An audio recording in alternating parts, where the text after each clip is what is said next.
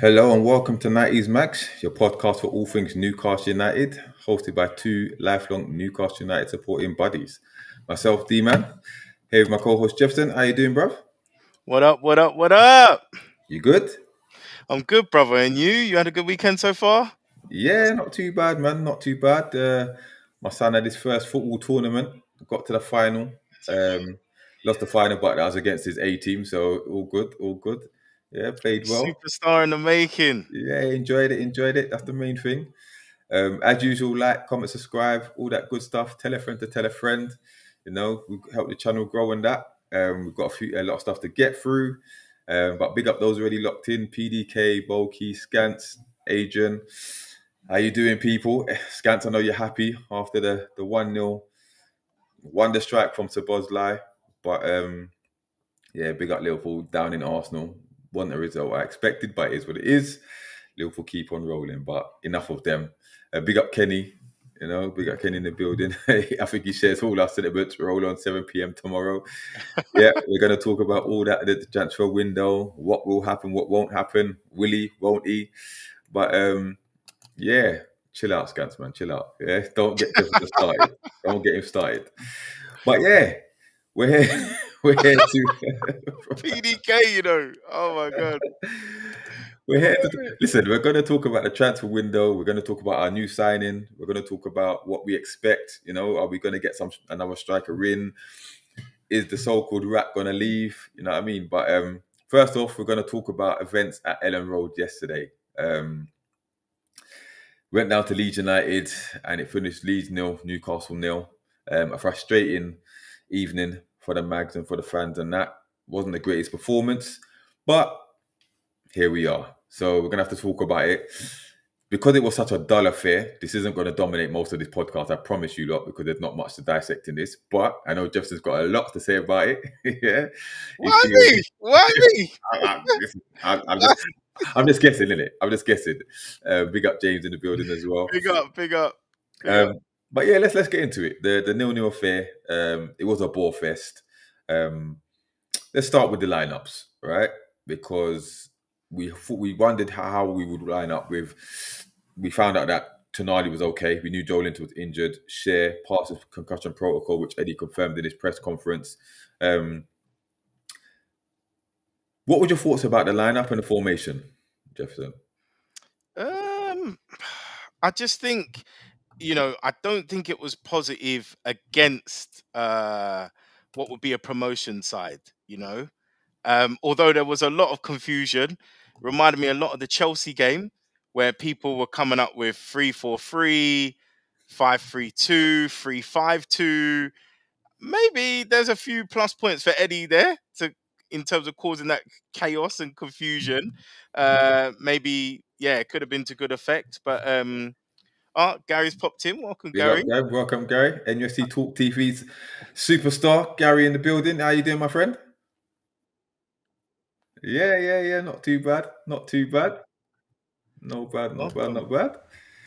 We're getting into it. We're literally just getting into it. Yeah, I've got you on YouTube. Sorry about the delay, guys. I have massive difficulties joining the system. I don't know what it is about this system. Yeah. We have the same technical issues on NUFC Talk TV. It's a nightmare. I don't know what it is. My camera just wouldn't link up at all. I couldn't get any background on. Hence, you've got a boring beige background behind me. So there you go. Don't worry, Gary, because when I guest on NFC Talk TV, I can't even blur my background now. To move around. Yes, I know how it goes. You didn't want to put that fresh shave to waste, did you? No, exactly. But yeah, we're talking about the Leeds game. We're just talking about the formation and the lineup. So Jefferson, we've got 5 minutes then. yeah, that's it, exactly. Yeah, we ain't going to stay too long on this, but I just think obviously that there was a bit of confusion around the shape. Obviously, good to see Ramsey in there. I thought that was positive. Once again, Trips being in there, I don't know. Could Hall maybe have started potentially? Particularly where he came on and did quite well. I think big positive in terms of playing Osula. Obviously, you could argue we were maybe forced into that with Gordon being suspended. But at the end of the day, he's gone with a striker. No foolishness there. but I just think maybe we gave Leeds a little bit too much respect in the way that we lined up. Yeah, listen, I agree. Like when I saw the three at the back, I wasn't infused. I thought, what this is. Listen, no disrespect, but this is Leeds, isn't it? This is Leeds that we're talking about. You know, we know they're going to struggle against relegation. This was the time to put a stamp. You know, really go for them. And three at the back was too defensive minded to me. I mean, I did like I said, see Osula start. I thought that was good. You know, I mean, I was interested to see what he could do. But yeah, overall, I just don't think the three at the back were the wise choice. Obviously, it wasn't. You know, seeing how the game panned out. But yeah, Gary, any thoughts on that one? Yeah, I must admit, the first time I'm going to say it was never three at the back, apart from when we were pressing. It was always going to be a 4-4-1-1. Totally different from what I expected. I thought it was going to be a 3-4-2-1, if you like. And what you've got down there in the screen, and again, forgive me, this is going to probably throw a lot of people out.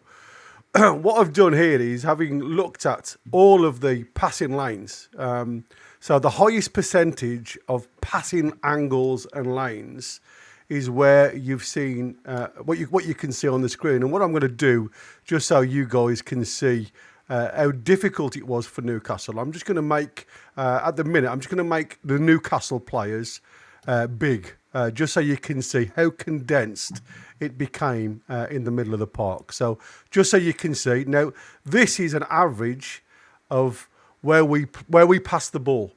Now, the one thing that I noticed with, and again, me and Chris always disagree when it comes to certain players coming straight into the side, into the makeup. As you can see here, where we again originally thought that we were going to have this 3-4-2-1, what you had was Jacob Ramsey being brand new to the setup, actually not understanding what Eddie Howe wanted from him. So as you can see here, I mean, we always know that Livramento drops into the 6. He buddies up against Tonali, which frees up Bruno to go forward. Jacob Ramsey, in my belief, with Tino coming more central, was the lad. As we've seen J7 do in the past, he was the one that supposedly should have come out of the centre. Now, it's very difficult for me to grab hold of these players and play into this pocket of space here. So what we ended up doing was actually Dan Burn. If you noticed some of our progressive moves, it was Dan Burn that was being the man that was throwing himself down this side. Now, I know a lot of people are going to throw back at me now. You know, they saw Tino going down the side, and Tino had some good offensive moves. He seemed very positive. Again, he seems the one that, for me, he's more confident on the left-hand side because he's always got the space to go and explore than he ever has on the right-hand side, because it seems as if we've got some of our more quality players down that right-hand side. And because how Eddie Howe sets up, and again with Hall in mind, naturally left-footed, when Hall goes on his escapades, he can whip a ball through the middle.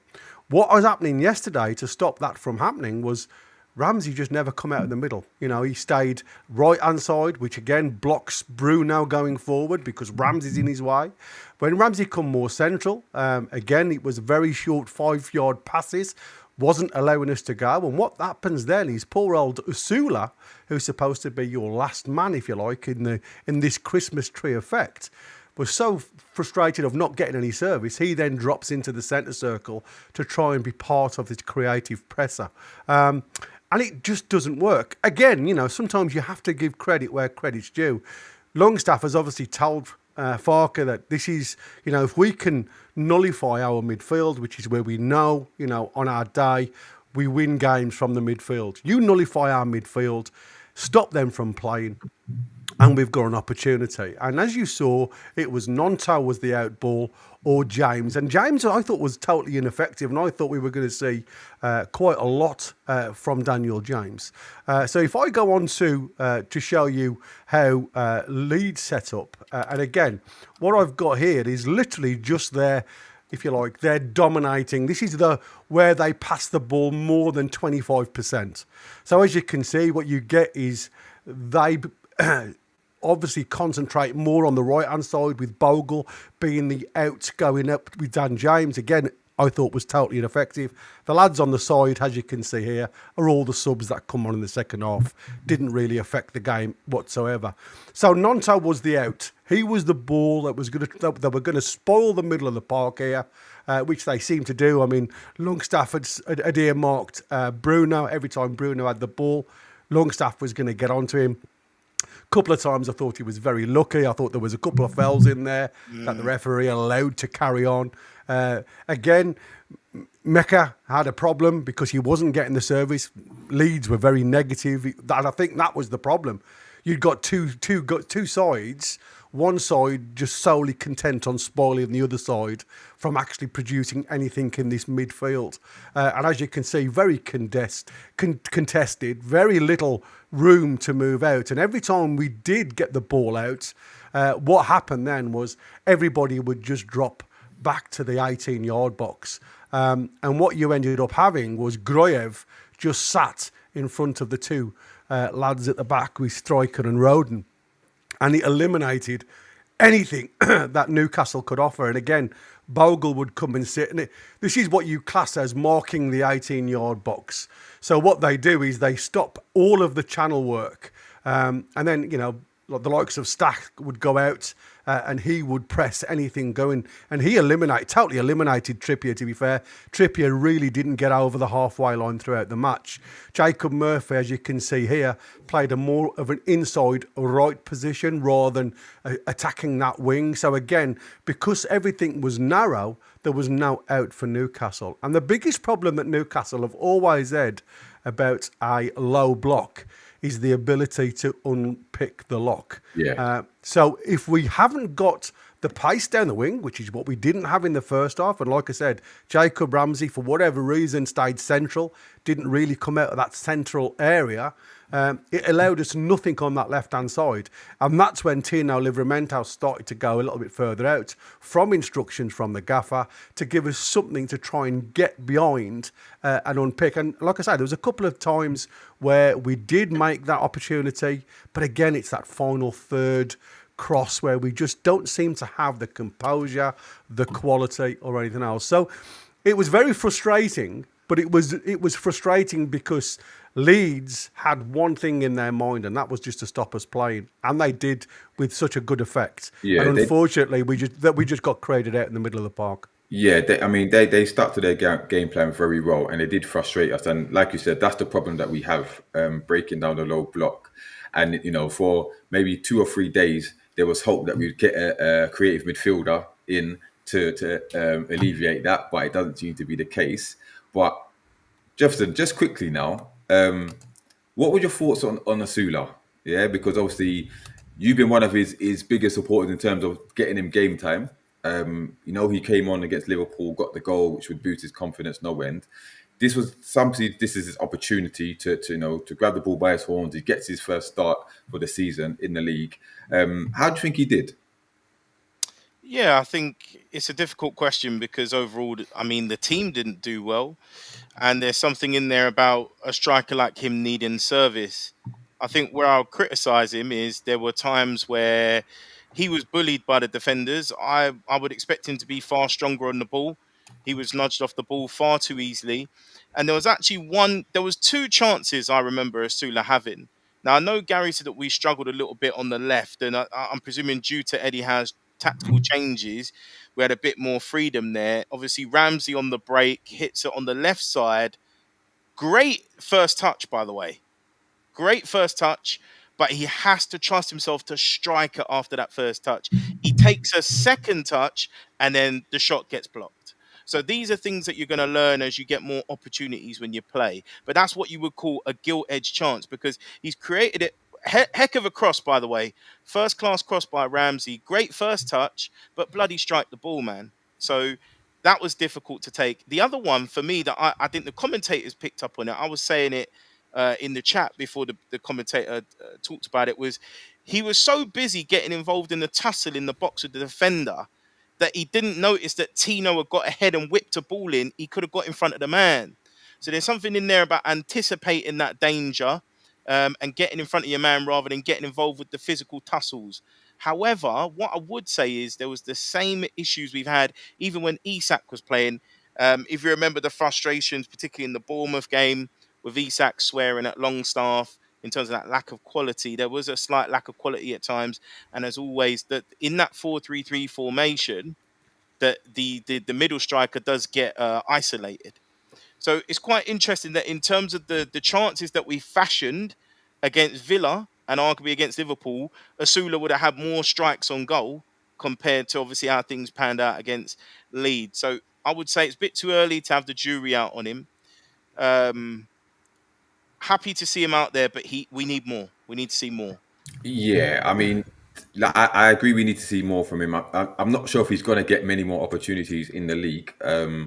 Like you said, that opportunity that he had, great first touch, but then he's probably overthought it a little bit by taking a second touch and not getting enough power on his left foot and that. And then you've got, I thought, listen, physically he did seem to get out tussled a bit, but I did like his hold up play and some of his link up play. I thought that was quite good.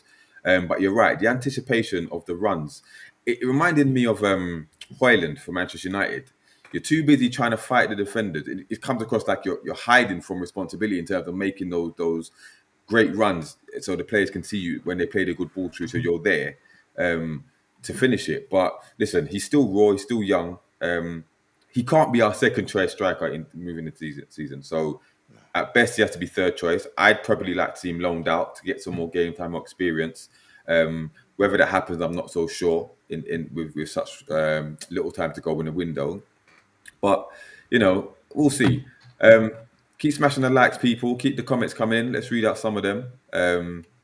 Queenie, big up Queenie. She said there was a total disjointed sets of play on our side. Very good. Very, very true. Iris Assassin, big up. Leeds players look so much bigger head than they did on TV. Oh, God. All that Yorkshire gravy, innit? Yeah. It is. The puddings, mate. It's all the puddings. Big up Sophie said, everyone needs to remember that this is Ellen Road, a proper stadium with a proper fan base, get in, get out kind of game, same as it was for clubs coming to St. James's. Yeah, interesting. It was interesting to see how we would deal with, Ellen Road under the lights and that. But listen, we still should have won the game. But Sophie's not a fan of Osula by the looks of things. But he splits opinion. I think listen, we know the lad is raw. Right, we know that, and I think what we've got to remember is he's came out of a side. He's had very little minutes in the Premier League, but I think we have to understand that there's levels to players and levels of ability to players. And the one thing I keep saying about Osula, unfortunately, he's got all the will and the want to do well for Newcastle. I will never ever shirk that opinion of him. But and again, I don't know whether anybody saw Matt. I'm going to say what he's got, but his name's just gone out of my head. Target, Matt Target at Borough. The ball that he played in.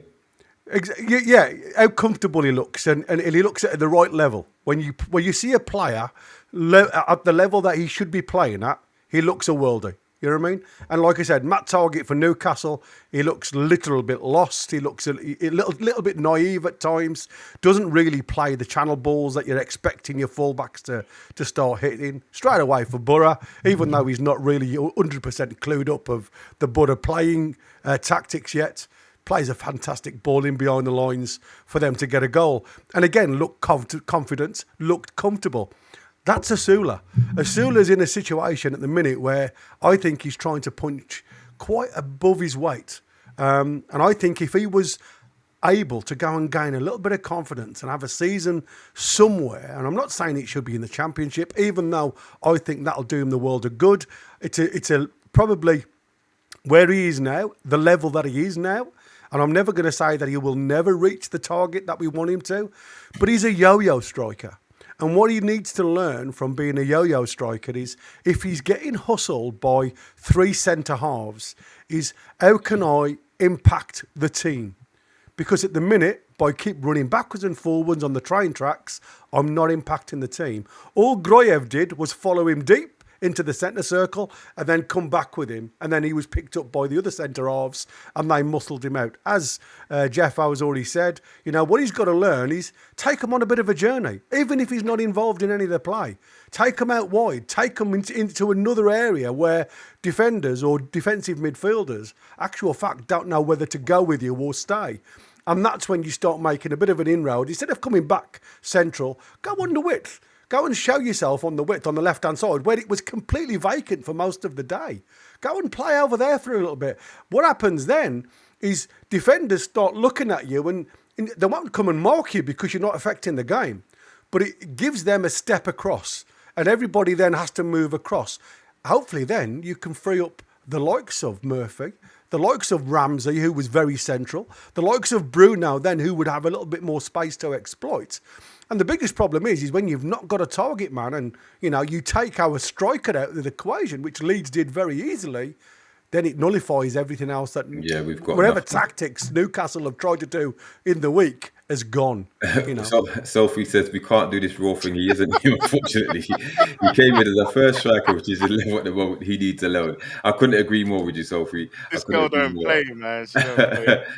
Can I add one more thing, actually, just to marry up to what Gary was saying about Osula?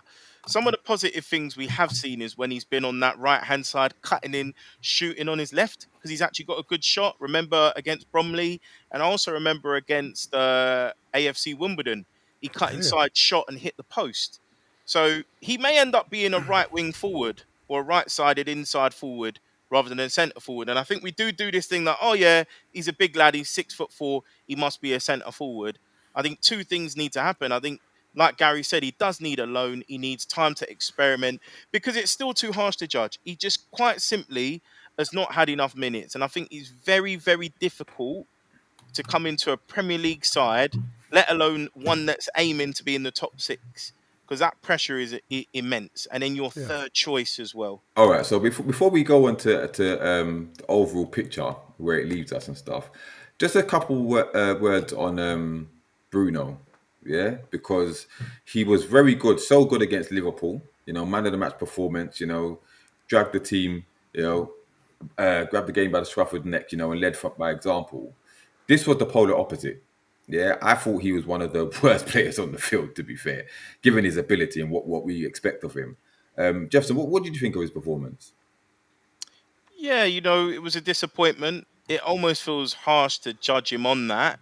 But as captain, there are no excuses. You have to turn up every game, every week. But I think there was that warning I gave that it may have taken quite a bit out of the players mentally. And then, you know, it then goes to your legs. It's a lot harder. He gave every drop he had in that Liverpool game. So it's partially forgivable. But then potentially, I don't know, maybe if the gaffer sees a few things, he needs to protect him and maybe... Who knows? Maybe Miley could have come on earlier. There's no reason why Tonali couldn't, or Dan Burn couldn't take the armband and let Tonali step up a little bit more. But we are thin in that midfield area, so I can understand why he was kept on. But yeah, he looked like he was running on empty, to be honest with you. All right, Gary. See you, Gary. Like, I want to ask now, given the fact that, you know, it finished 0-0, the lack of clear-cut chances we created. You know, it's another game without a goal, so that's 2 games we've gone goalless, especially away from home. We haven't scored away from home. It's 3 games in. How concerned are you? Or are you concerned at all? No, not concerned one iota. I think what you can see is definitely the makeup of what we did last season. You saw that in the first 2 games with a striker. You know, I can't wait to see Wolfie in the side because I think he gives you a totally different option. Even though, again, I've gone and done my homework, I think he's probably going to be somebody that will, again, be a little bit deeper than we anticipate a lot of our strikers to be. He'll be another one that'll come and want the ball to feet and then push forward.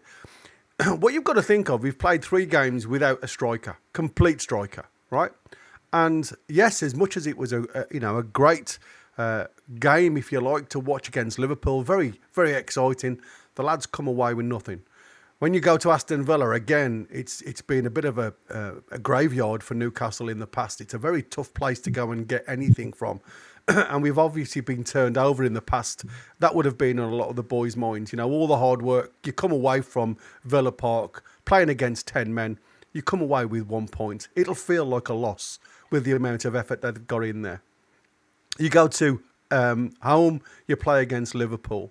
You're actually 2-0 down with 10 men.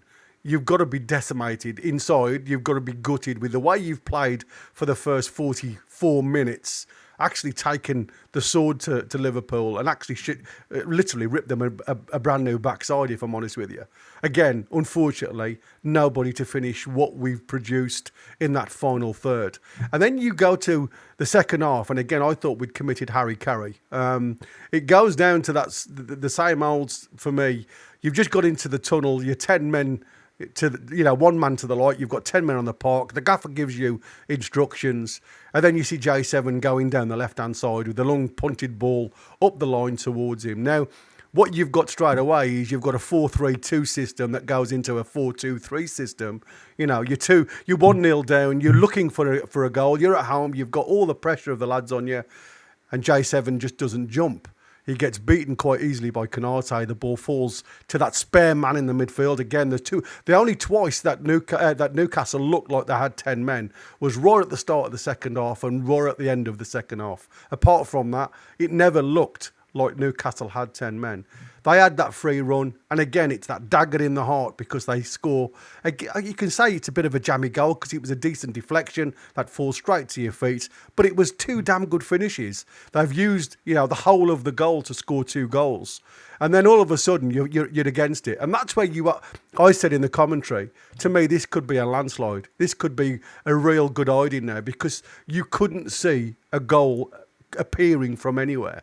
Even with the 11 men, we never looked like scoring. So to try and score with 10 men, but that's when the endeavour starts. That's when you say the captain's armband comes to fruition. And he goes on this merry reign where he's literally pushing and pulling everybody to have another 5%. And we get the reward, we get the 2 goals back. For me, I think the counter effect of that game and the disappointment again of coming away with absolutely nothing is disheartening. They come to Leeds and they've got to be gutted, right? 1 point out of 2 games that they've dominated. They come to Leeds where they've left everything on the pitch on Monday night. They come to Leeds expecting a win. And I said this during the commentary. The way they played today, it was as if they'd won before they'd kicked a ball. That was their attitude of them. They'd got the quality. They could see what they've done to Aston Villa. They could see what they've done to Liverpool, the reigning champions. And these guys have just been promoted. But all we've got to do is turn up. And that's where we instead of gaining that 5%, we actually stepped off the pace 5%. And it's very difficult at any level when you've got a number of bodies that are off by 5% to actually step it up. And you could see Eddie Howe. Eddie Howe wasn't just pointing at one player that was bad. He was pointing at several players that had just dropped off the pace. And you named it there, Bruno. And like I said, I've got to take my cap off to Longstaff. Longstaff didn't allow Bruno to settle on the ball. Stacker didn't allow Tonali to have any time on the ball. They were closed as soon as our star players was allowed to have that ball. So everything was negative. Everything was going back. And if you saw Leeds, it was a case of you can have the ball in your half. I'm just going to walk away from you. It's when you get into our half, that's when I'm going to come for you. All right, so negative. So, okay, before I go to you, Jefferson, big up for those in the comments. I want to read some of them out. Smash the likes, keep smashing the likes, people. Irish Assassin, Eddie has had 3 years to fix the low block. It's about time we got a hold on that issue. Interesting. So we don't have injuries because players aren't working hard. It's all on that Swedish because we employ, in my opinion, which, again, we're going to talk about Isak later. Big up John Woodmass. He said the lads in midfield are dense because they haven't got the power up front. I think we played well considering the first fixtures. Interesting take. Let me see if there's any more. No, I think that's about it. Look at Kante, bruv. Kante just won. Big up Kante. Look at this guy. Look what he's put in that chat. Which one? Because he knows that game pisses me off. Look what he's put in the chat. Thoughts on Fulham signing the man that knocked you out of the Champions League? But we don't care. We're still in the Champions League. How about you, buddy? Yeah. Are you still whining over that disallowed goal from yesterday? Get over it. Get over it. Smoked. Big up Choppy in the building said I can't really get any positives out of yesterday's game. Yeah, it's hard to find any, to be fair. But yeah, Jefferson, what's your thoughts on things at the moment? The way we are, the way things stand. 2 points from 3 games. I know you expected 0 points from the first 2, so that's a bonus. But where do you think we are at the moment? Are you concerned? Are you fine? Eddie still your number one guy? Listen, D-man, I know you're concerned as well a little bit, yeah? So I'll give my thoughts after. Let's not have this like it's just me, I will give my thoughts afterwards, I'm enemy number 1, yeah? I will give my thoughts afterwards. And people, if you tune into D-Man TV, you'll see that he's concerned as well, yeah? All right. Listen, I'm wise up to this thing. Anyway, listen, yeah? Let's be real. I'm not here to make excuses for Eddie. And let's come out of this, tribal stuff, happy clappers, Eddie out, Eddie in. Let's just purely look at the facts. Like Irish Assassin has talked about, we've got issues that's been very apparent year on year, season on season. And we're not improving on it, or we're at least not improving on it fast enough. And unfortunately, you have to look who's top of the tree. Where does the buck lie when it comes to the actual playing staff, the playing style, the tactics? It's the head coach. So again, I remember I remarked on it in a previous video. I can't remember which channel it was, but I talked about us drawing 0-0 against Leeds at home in the rain. It was the same thing. That was 2.5 years ago when they were last in the Premier League. But it's the same thing. So we can't keep giving the manager a blight saying he'll get it right, he'll fix it, because we're getting to this situation where we can't break down a low block. You've had a whole pre-season, a whole summer to address this. And in terms of your recruitment, get in a technical player, but we keep signing athletic players who aren't very good technically passing the ball.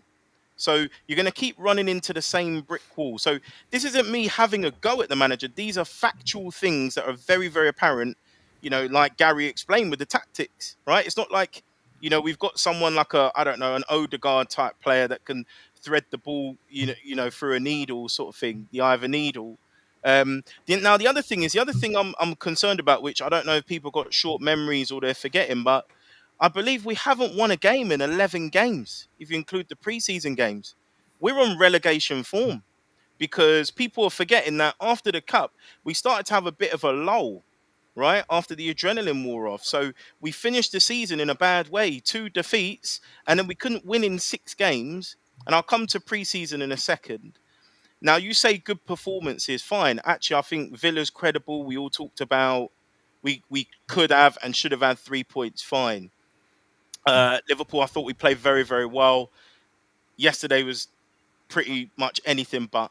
But if I go back to the pre-season, people say pre-season doesn't matter. In my opinion, it does. The reason why it does matter is because it's a great opportunity for the manager to experiment with different patterns of play, trial new things, experiment, different player combinations, give academy players a go. And what I've noticed in the games, despite us creating chances, a lot of them are the same patterns of play that we've seen and come to see in the last 1, 2, or 3 years. There's nothing really new. And I remember the first 18 months when Eddie came in, everything was quite exciting because we hadn't seen this before, particularly, having watched us play under Steve Bruce and stuff. But now it's getting a bit samey. I know that the ball's going to come down the right. Incidentally, 2 of our shots on target, particularly the second one? Was it the first? The first one for Murphy came from the right-hand side. So a lot of what we do is telegraphed, and I think the manager's had an opportunity.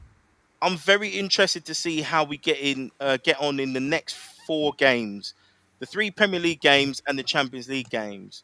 I've said I'm willing to give him until November, but the pressure's coming now because I think people have to be ready that the standards have gone up now. We are now a team where it's not like, unlucky, we'll do with 7th or 8th this year. Let's go again next year. It's no. Success breeds success. So we want the same again. That's my take on it. Okay. I just wanted to yeah, go on. show you guys. I know if you can put this on your screen, my friend, that'll be cool. Because I just want to hit a couple of points of what you were saying there, Jeffo. I have to be careful here because I'm going to be labelled as part of a cult if I go too far into this. So what the way I look at this now is, as you can see, everything. If you like, this big one here, this was your Osula shot, very central. Excuse me. And as you say, he controls the ball with his right foot. The ball pings up, and I think he does really well with his left foot to get a shot on target again. And lad who's confident to actually utilise his left side. These are the other two that you side. Again, when you talk about Murphy working the right hand side, there wasn't one point of yesterday's match where Murphy come away from the inside right position. So there was actually nobody, apart from Kieran Trippier a couple of times. I mean, when I say he'd never used it, I mean, it's probably a little bit of an exaggeration. He did go out there a couple of times, but not to the point where he was going to break lines or put a ball of any quality into the right area. So these 2 points here are the inside right position where Murphy gets a shot off. And this one here is another one. This one was blocked off Murphy. This is the one where he gets the save off the keeper. But this one here is where he runs from the inside right position. So it's the angle of the box, and he beats two players. I think it was Rodon and Goyev, who come to put the block on. And he actually shapes a ball into this back post. And again, slippy ball. I can't understand why we don't see more of it. I really can't. It's one of those things that really frustrate me when it comes to the point where, it's an awful slippery ball. It's an awful slippery pitch. We've got some really good quality strikers of the ball on the park, and yet, you're looking for players, fullbacks that are having to go from outside the box. But I want to step it back one, because obviously, as Jeff Howard just said, this isn't something, breaking the low block isn't something that we've been very successful of. Now, 3 windows without a player coming in, so we've been left with the players that we've originally bought in to get us into the Champions League 2 out of 3 seasons. But I have to go back and honestly say, we now know, and we can confidently, and I'm going to use the word confidently, say that both Bruno and Toon Army, as good as they are, aren't the players that will unlock defences. So what we need to do is we need to concentrate on somebody that is going to be able to do that. Now, they've thrown the net out there on Jacob Ramsey because he's a variety player. He can go and play in a number of players. I still doubt he's the type of player that can unlock defences because he's got the skill, but has he got the vision? And I think this is where we need to start looking at. The other thing you need to start looking at to unlock defences, you've got to have players around you, even if you have the ability, to have the know-how to break lines and utilise the space in and behind lines. Now, when teams drop off, as we see a lot of teams do, even the likes of Man City at times, you saw them today struggle against Brighton when they dropped off. They got the one goal from Haaland, but apart from that, didn't really look anything of any great shape. So again, a lot of quality players within the side, but still struggle against the lower block. We have the same issue. We don't have players. Again, we had to get rid of the deadwood, as I don't like saying, but it is deadwood. And we've had to bring players in to cover areas of concern. A right winger. And again, I still have my doubts about the right winger that we paid 55 million for. I hope he proves me wrong. Started, please don't. Because I'm sorry, from what I've seen so far, I've got a couple of players in the lower divisions that would have given you just the same quality or end product. But I mean, for me, I do think, if I'm honest with you, the emphasis has to be on the areas of concern to start with. But if Eddie Howe cannot see now, as we all can, as fans, that none of these star midfielders that we've bought previously have the knowledge or know-how to unlock defences, he needs somebody with that creative flair just playing in the 8 that can move the ball into the channels. And by doing that, you also need the players with the knowledge to be able to read the style of the game and be able to make those runs for you. Okay, so I'm gonna before I give my opinion, I'm gonna read some of these comments. First of all, there's been breaking news from Luke Edwards. I don't know how if you want to take it seriously, but he said Newcastle will consider selling Isak on a deadline day without a replacement. If they receive a bid of 130 million tomorrow, they will give it serious consideration. Now, I don't know how much that is breaking news. That's just common sense to me, but take it how you want it. Luke Edwards, I'm not sure he's the most credible at the moment, but that's what he's saying. But we'll get to that anyway. Big up Marco 4863. He said our team isn't muchness of a muchness, if that's the right term. We need a Paqueta and a Rissa, which we'll talk about as well. Right, just to give my thoughts quickly. Listen, I think it's a balance thing because I don't think there's that much cause for concern because it's 3 games in. I think the first 2 games we deserve more out of. Second one we didn't deserve to lose anyway, but we could have done better. The game of yesterday in isolation, that would be cause for concern because, like Jefferson said, it's the same old thing, struggling to break down the low block. It doesn't seem like Eddie's evolved, and we haven't. And like Gary said, the personnel we need the personnel to improve that, right? I'm gonna judge Eddie on maybe up until Christmas because that's when the Champions League. We will know how we are in the Champions League. We said it time and time again, and Jefferson's been a champion of an advocate of this. The way we play is not sustainable in Europe, especially away from home, right? So let's see if Eddie has learned from his previous mistakes and he adapts a different approach. Now, maybe when he's doing the 3 at the back here and in pre-season, whatever, that's an experiment to see how we're going to do in Europe. Whether it works, I don't know.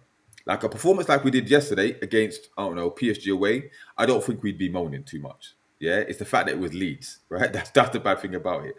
But we do need to start showing more creativity in front of goal.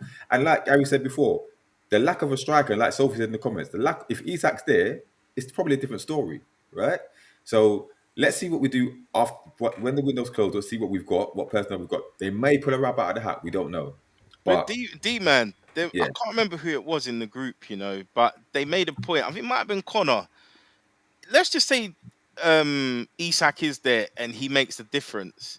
For me, if Isak's there and he makes a difference, what that suggests is we're a one-man team then. Because we shouldn't be I get relying it. on one player. Do All you right. get me? Yeah, That's the other conundrum. We can't Okay, keep relying on maybe one not player Isak, to but get a us out of striker. trouble. Do you see what I'm saying? But the same way we say how if Pope's not there and Ramsdale's there, our style of play completely changes, right? So if we have a striker, maybe our style, maybe the way we play looks more effective. Yeah, not just Isak, but a striker. Osula's he's not it. We spoke about him. He's not it. But with this Woltemade, which we'll talk about next, Yeah, maybe if he's there, he makes that's a a game difference. changer. You know what I mean? Or if you have him and a Larson or a Vissa, it's a different story. So that's when I'm going to judge Eddie. Yeah, because also if we have, I expect with Woltemade, when like Gary said, he could be dropping a bit deep because he can play the number 10 role as well. Yeah. I expect our style of play to change as well. Yeah, to accommodate him. We hope. We hope. If it Well, doesn't, it's a he waste can of a play transfer. three. He's an attacking midfielder, and again, very good at that. Vision. The one thing that I see with Newcastle, and it frustrates the hell out of me, D, was the fact that we take more than the one touch. And again, what unlocked us against Liverpool was the quick play. It was all one-touch football into triangles. Now, these guys supposedly are a good set of lads. They can see the pass before they get the ball. So why we have to take 2 and 3 touches? I struggle at times to say, well, the only way you're going to beat a low block is quick balls into your feet and first timers through into the channel. Because by the time you've took the first touch and then the second touch, that space that was in front of you to start with has gone. So it's about having the confidence to have a go. And then if you've played the ball and the person, as we saw yesterday, where Osula was a little bit on his heels at times and not making those runs, then you can point the finger at the person that you're passing the ball to. But at the minute, what we're seeing is, unfortunately, one person missing is making everybody on that park look bloody average. And that's something that you can't afford to do at this level of football. You've still got to go out there and shine as an individual. You can't afford to make yourself look poor when one person isn't playing to the level that you want to play. Okay. But Gary, this is my point, and this has always been my point. And I think I remarked it on the show we were on. I can't remember if it was all the weeks emerging into one. It might have been last week. I don't know if it was this week or last week. We focus too much on the physical aspects of the game. All this dark art stuff and fouling. Like I said, it was all right when we were down there and we were trying to get up, but we got up to 11th. And then obviously we had that season by surprise where we finished fourth. Fine. I totally get that. But establish yourself and evolve. And I think Klopp is a great template. They started with a more physical style. And then yes, I get they were able to spend, but they did spend wisely in certain ways. They did encourage player sales, which we're not doing. They were able to evolve the team. It can't always be about. It feels like we play like a championship side in the Premiership, if that makes sense. When I watch Bournemouth, I watched them with envy. They seem so free and fluid. Yeah. We just absolutely. seem robotic, man. But something needs to change. But can I go back again? Because I want to ask you guys' opinion, because the one thing that I noticed, and I've noticed on more than one occasion, and you sometimes have to go and watch old games again, just to, especially at my age, just to get the cobwebs blown out. What I've noticed about Newcastle, as soon as we put Tonali and Bruno together, we go negative. These two, for whatever reason, play in the same space, play in the same hole. And when the two are joined together at the hip, if you notice yesterday, it was like one was the other one's shadow. There was no creativity from either of them because they nullify each other out. What we needed was to play this. I could understand what Eddie wanted to do with a changing of the system, a changing of the guard, if you like. Sometimes that does upset the opposition coach, because that all week long they would have set up a tactic to play against a 4-3-3. When Eddie come out with his 3-4, supposedly, 3-4-2-1 system, that would have unhinged Farke's tactics to a degree, and it can have a really positive effect. Unfortunately, I never see a good game, and I've gone back and checked this, where both Bruno and Tonali are side by side. Yeah, you might have a point there, and like I said, but that's something that Eddie has to address. Yeah, if it's happening so many times, why is it happening so many times? Why if you can spot it, why can't Eddie? Or is he telling them and they're not following instructions? Because I think it's personnel, mate. I think Sophie, bless her, me and Sophie are on the same pattern tonight. When J7's in there, J7 isn't the technical player. We know that. He's the spoiler. He's the one who's just going to win you the ball back and play it to the guys that will create. What you have then is Bruno on that freedom role. So he'll play mainly central to right, inside right, and he'll pick up the half spaces. And then he's on the half turn. So defenders are always looking to come in on the side, and he wins his fair share of free kicks, if you like, in that final third. So we can get that press on. We're there. But when you drop him into that deeper role, and again, what you saw yesterday with poor Jacob Ramsey, he looked like a rabbit in headlights, mate, before he went off. I mean, like I say, I'm not sure how serious this knock to his ankle was, but it did seem, it did seem as though he was, like I say, a little bit lost. He didn't know whether to go and play higher or just behind Osula, or whether to drop in and become a little bit of a tighter triangle with Bruno and Tonali. And like I said, what you got was a negative effect, because that is Tino's job. Tino comes into that role, and I think Jacob Ramsey, from what I could see from the tactical setup, was the one that would have given us that left-hand shift. And again, it seemed really apt for me. And I know everybody pointed the finger towards the ankle as swollen, apparently. But I just think that was, like I say, it was a tactical risk for Eddie, and it failed. All right, keep smashing the like. Diamonds would be amazing, Gary. Based on what you're saying, I don't know who we'd have at the tip of the diamond. Maybe Miley, but if you have Tonali at the base of the diamond, Bruno on the right of the diamond, Jacob Ramsey on the left of a diamond, I think 4 in midfield could work. You play the 2 up front if you got Woltemade and Larson, hopefully. We've got to try something new. Yeah. But I think the word is fluidity. And I think that, when you've got static players, and again, you're going to have a look at yesterday. You look at the amount of times that our players were stationary. The amount of times the likes of Tonali was looking forward, had to go square. Looking forward to Bruno, how to go backwards. You know what I mean? Things like that. There was, for me, when you talk about fluidity and movement and a reading of play, there was far too many players stationary. And that's what I said. I could understand Murphy coming on the inside right, because that was supposedly to be linking up with Osula, to allow Osula to be a little bit unmarked, if you like. Didn't work because he did the yo-yo effect. And I think if Osula had come out that middle of the park, you would have had a little bit more fluidity. But again, players too static, too easy to mark when they're static, and then the ball just never gets to them. All right, so keep smashing the likes, people. Get involved in the comments. There's a lot coming through. Listen, let's part of the negativity now. Enough with the. That's not negativity, mate. This isn't negativity, bro. It's not negative. No, I'm talking about the game itself. It's a negative game. Let's park it. Yeah, let's move on. Right. So the positive stuff is we've got a new striker in. Yeah, a Nick Woltemade. Yeah, and what is, I think, 69 million pounds rising. I think is with add-ons and stuff. But the main thing is we've got a striker in. Right, and this was a transfer that effectively came out of nowhere, which is the best way Newcastle do business. None of this drawn out speculation, other clubs increasing their prices and stuff like that, players going on strike and that.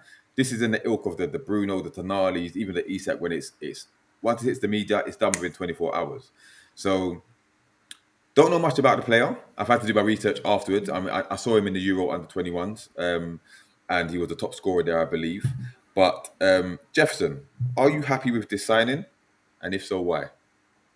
Yeah, I think number one, he's not Premier League proven, which is what we've been asking for. Now, something tells me this isn't probably, as Win would say, top of the list. It's probably not even an Eddie signing. I think he's trusting his recruitment team. I think he's taking Andy Howe. I think it's a Nixon signing. It's got Nixon written all over it, I think. The MO is there, isn't it? If it's Ramsey's more of a probably an Andy Howe signing. I think this is more of a Nixon signing in line with Tonali and Isak and the like. So the fact he's not from this domestic league is positive. From what I've seen, he had 33 appearances last season, 17 goals, 3 assists. He won the equivalent of the German FA Cup. So, he's a natural born winner. He was also the top scorer at the under 21 Euros. So he's had a good summer, very much like Anthony Gordon 2 years ago. So he comes here with a lot of confidence. So listen, I think he adds a dimension to the attack. So he's 6'6". So as we've been seeing in a lot of our attacks, we've been putting a lot of crosses in the box. It'd help if we've got someone that's really tall, rather than I don't know how tall Anthony Gordon is, but I'm sure Woltemade will put a few of those headers away. So the other thing is, I think he's very similar to a Harry Kane sort of type, where we've seen it previously with England, where he'll drop into that space, and I think it worked really successfully where we have wingers pushing beyond. So I think this signing would benefit a Barnes and an Elanga type as opposed to a Gordon and a Murphy type. Because as we know, Gordon likes to stick to the ball, Murphy likes to cross the ball, whereas Barnes, arguably, and Elanga will like to run into space behind. So this is why I think it's one piece of the jigsaw puzzle. He could effectively cover that number 10 conundrum we've had these last 2 to 3 seasons. Big up NUFC Truth. I ain't going to read all of it, but he said we signed a holding centre forward like Firmino, so we are screwed. Do we have inside forwards who could score? Woltemade brings players into the games. He isn't an out-and-out striker. Sophie said, Woltemade is a better 10 than 9, I guarantee you. And I agree with that because 9.5, isn't he? Yeah. Like Harry Kane, essentially. Right, but like I said, the fact that he drops he's good with his feet and that. He does score goals, so we can add, but it'd be better if he feeds, he helps this an out-and-out number 9. And again, that will force Eddie to change his tactics because he's going to play 2 strikers effectively. We're going to have to change our style of play. Adrian said Woltemade is an Isak. That's the future. We'll talk about Isak because I'm still not convinced he stays. I think he goes. I'm not sure what the other two think, but we'll get about it. Irish Assassin. I said last week, do we now have the biggest goal threats in the air with the size of our players? We have some giants in the team, and now we need to start scoring goals. Interesting. It's like the Harlem Globetrotters, mate. It's never. Land of the Giants. For me personally, I think it's a good signing. He's got that Peter Crouch look about him. He moves a bit like a TK from what I've seen as well, but good with his feet. You know, he likes to bring players in. I think if you've seen his interview, we did say he'd like to assist and bring players in and stuff like that. So, but would he be an out-and-out scorer? I'm not so sure. I think he can play a few games there, but I don't think he's effectively 100% comfortable being an out-and-out number 9. Like I said, the Firmino role where he can link up with the front three. I think Elanga, the likes of Elanga and Gordon will benefit a lot from him, and even the Ramsey and I expect us. It'll be interesting to see how he links up with our midfield as well. Will that spark a creative light under their backside? I don't know. But he has to be starting in the next game. And he's probably away in the international, but he has to start against Wolves if we don't sign another striker, which we'll talk about as well. Gary, I'm going to give you a couple minutes to talk about this one. Yeah, well, sorry guys, I feel as though I'm taking over your show here. No. Listen, you've only got to have a look at Woltemade's pie, and I have to be careful how I say that. But it's an interesting boy, and like I said, whoever again, this has come quite under the radar, if you like, rather than on the radar. But he comes with a lot of positivity. He don't forget he joined Stuttgart on a free. He looks a little bit lost again. As you said, the Peter Crouch type of player really struggled to find his head and feet at the start of his Stuttgart career. But after half a season, he has set Germany alight. And again, when you look at his pie here, what he gives you is such a, I suppose, if you like, if you were to find an ideal striker, if ever you're playing Football Manager, and you want to try and make yourself look fantastic if you put yourself into your squad, this is the type of pie that you want. You try and give yourself. Again, over 50%, nearly 70% aerial duels won. 95% chances created. So when he drops deep, again, when we're looking for players that can unlock the low block, he can play into that, number 10 advanced 8 role quite comfortably. He's very strong. His head and his feet are a long way away, and you'd think he'd be so unorthodox, but he's actually very, very technically gifted. He controls the ball 91% of the time. These are really high percentiles. Shot attempts, 61% of the time he tries to get a shot off. Again, really good stats. And against that 61% of getting the shots off, 91% of them end up in goal attempts or goals. And again, not bad, over 50% in defensive contributions. So for me, the player trait side of things, it's one of those, like I say, to me, it's a gimmick. I look at this and think, can he produce this form in the Premier League as he has done in the German league, in the Bundesliga? And I think that's the question that everybody has to ask themselves. And I think, he sat in the stands at Ellen Road yesterday, and he was probably questioning everything. What can I give this team? How can I improve what I've seen today? How can I make an effect? Because this is what we keep on saying about players that are coming in. They have to be effective. They have to be some way of working in Eddie's system and create. But I just think the biggest problem for us, again, as we've seen against low blocks, if he comes into this deep role, have we still got the players in and around him that can advance beyond him and get in creative positions? Because that is the only way that pie that we've just seen was so good at Stuttgart remains so good at Newcastle. Okay. It'll be interesting. It'll be interesting to see what he was thinking after watching that Leeds games. Like I said on my own channel, if he's watching the first 2 games, he'd be wetting his appetite, thinking, yeah, I can do something here. But if he saw the lack of creativity in the Leeds game, he might be thinking, what have I done? What I mean? But time will tell. The Toon Army will love him. They'll give him a great reception. He seems like a nice guy. Head screwed onto his shoulders. He's very close to his mum, it seems, and stuff like that. So let's see what he can deliver. In terms of the rest of the window, right? We've only got till tomorrow, 7 p.m. Do you think we've left enough time to get another striker in? Because I've just seen a thing from Luke Edwards saying that they don't think that getting Larson or Vissa is realistic at this particular time. So, Jefferson, how do you think we're going to end up in this window? Will we sign a striker? Will we sign a midfielder? Will we get both, or will we get none? Well, we know, as we've seen historically with the transfer window, every hour, every minute is valid. Like, anything can happen. So it might look bleak now, but all you need is a few minutes to get that registration sheet into the Premier League, and you can also ask for 1 hour extra time or whatever it is, as long as it's there For before paperwork, yeah. 11. Yeah, so trust me, mate, a lot can happen in this time. We've seen it happen before. Let's just hope Vissa doesn't do an Odin Vingy and pull up outside the stadium begging us to sign him. Listen, I think the Larson one might have legs on the basis that we might overpay for him. Now, we're so desperate at the moment. I was opposed to it before, but actually, if we do pay the 70 they're asking for, we could do a lot worse. On the basis he's 25, there's still room to grow. Eddie can work with him. He's a proper number 9. I think the downside of Wissa is you don't pay 65 for Wissa. Come on, he's not worth that. And he's 29. So at best, you get 2 decent years out of him. And then there's no way to get your money back. So I think the Larson one could be 50-50. I think there's a chance in it.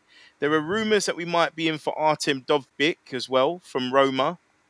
And there's also an outside chance of this Jackson situation.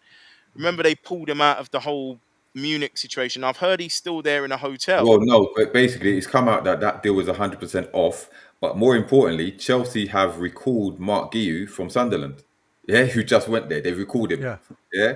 So I don't know what's going on there. But it's gonna. Because the Jackson one might have some legs on it, where they may try offer us him plus the cash. Again, it depends. I think the way Isak's really driven towards Liverpool, there must be someone in it for the agent. That's why he's very specific for that club. But, there's no smoke without fire. So there are options on the table. And as we've seen with this Woltemade deal, there wasn't really any strong links to him. And it did come out of the blue. And we know historically we can make signings out of the blue. So watch this space. There could be someone who's totally not on the radar that comes in. Okay. It won't be Jamie Vardy because he signed for criminal. Thank God for that, right? But big up Kelvin. Talking about Vissa, he said 65 million is an absolute joke, and I agree.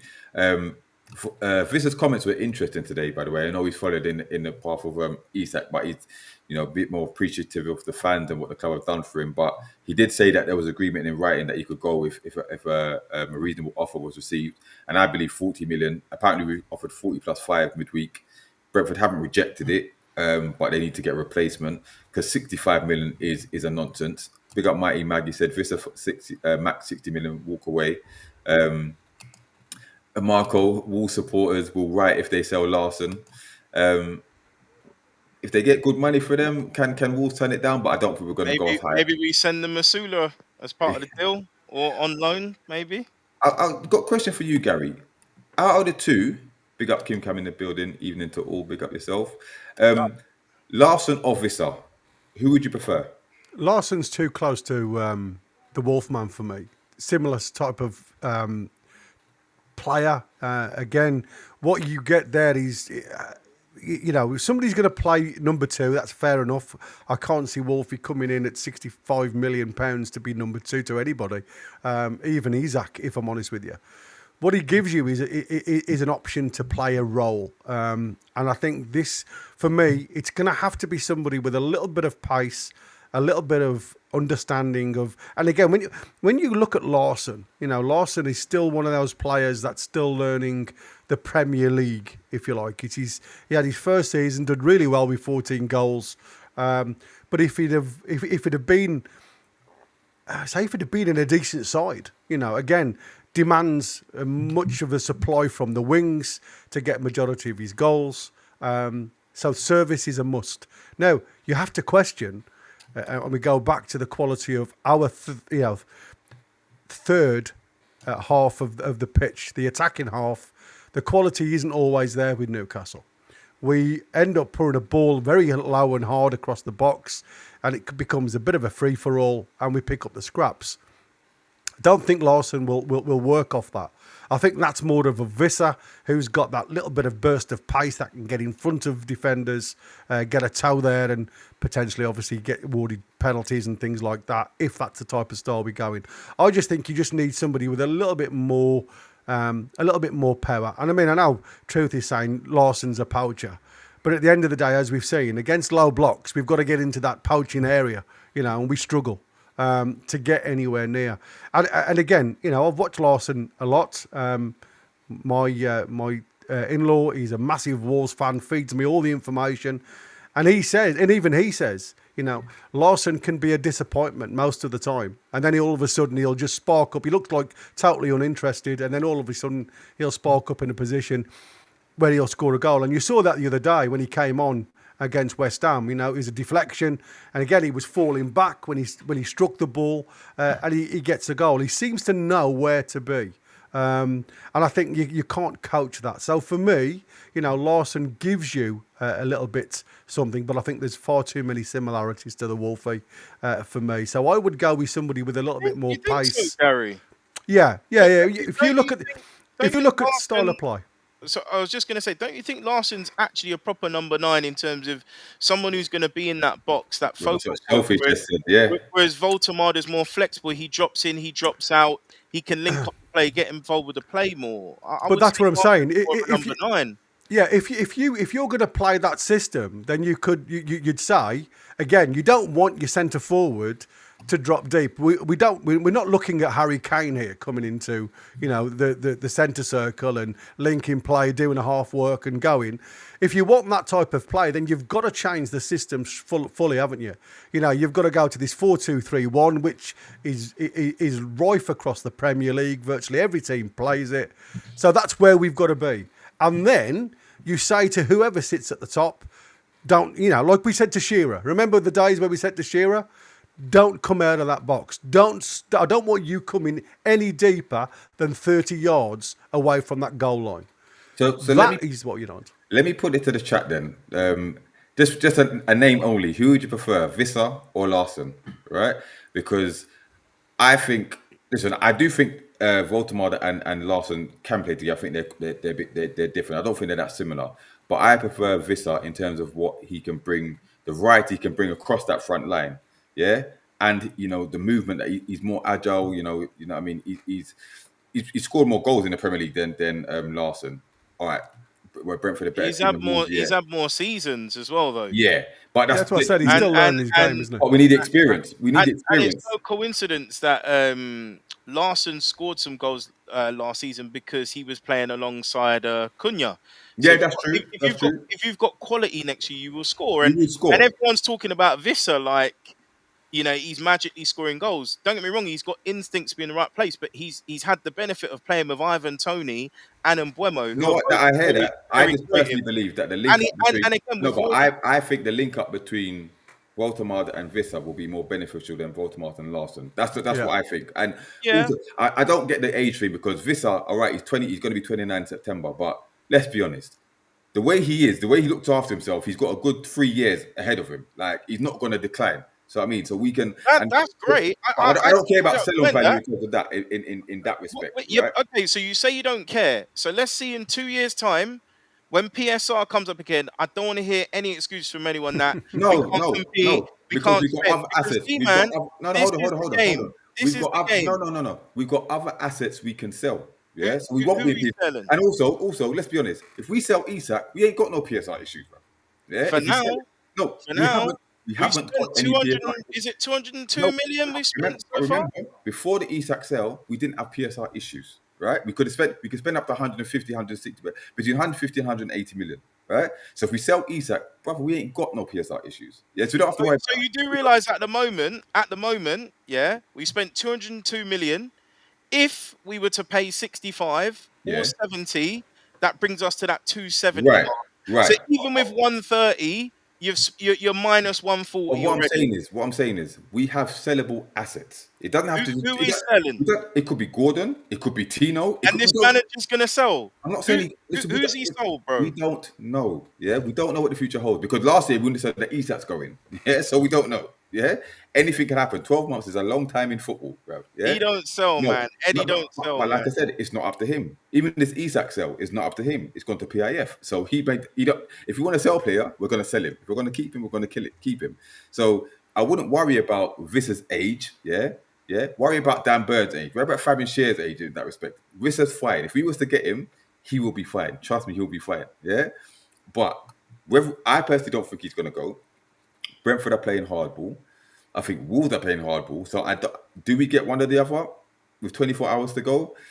I'm not sure. Unless we offer silly money, which I don't think we're going to do, we're going to have to look elsewhere. And I don't know who else is available. I mean, there's people available, but who else we're going to go for? Unless it's another surprise signing, I don't know what we do. Vlahovic maybe as well, but his wages are really high.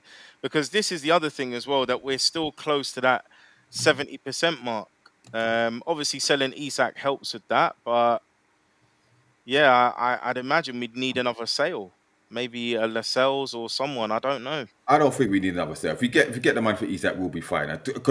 We will start. The wage, We will man, learn. wages. Yeah, but what I'm saying is, but this summer we can still in January we can still offload a few people. Next time we can offload a few people. We will be fine for now. Don't worry about that. There's the 70% ruling, so it's not just the minus 105 million. I get it. But what I'm saying is they're not going to allow us to go into that hole. They're not. Right. So because what we can't do is sell Isak and bring nobody in. Yeah. Yes, we'll have no PSR issues, but then what we're going to do? Yeah. What we're going to do? Larson's going to cost more than Vissa. If we do about PSR, Larson's going to cost more than Vissa. Right. We need to sell. I think what you've got to look at, and I've just been having a quick look, and apologies to you guys talking there. I always want to try and see where I stand and try and get some background on this. And again, if you have a look at where we are here, this is just looking at Vissa's goal area, if you like. And again, I was just looking at where the lads were talking in the chat there. So again, just have a look. You've got Vissa literally when you talk about poacher, and then you've got him on the left-hand side, right-hand side as you look at the goals, all the way across. So this, to me, if you have a look at the shape of it, this is what we call an umbrella striker in the coaching area. So it's somebody who looks at an umbrella shape and will try and create pockets or opportunities to try and shoot in. So he has 90 shots and equal 19 goals. And again, if you look at his XG, he's working exactly to what his XG is. And again, that to me, on an average, is very points. Now, if I send you over to Strand Larson, as you can see here, not so much of the umbrella. He's basically more, again, what you look at here, dominant right foot, 54 shots, 14 goals. And again, when you look at that, 14 goals out of 54 shots is a really high equation.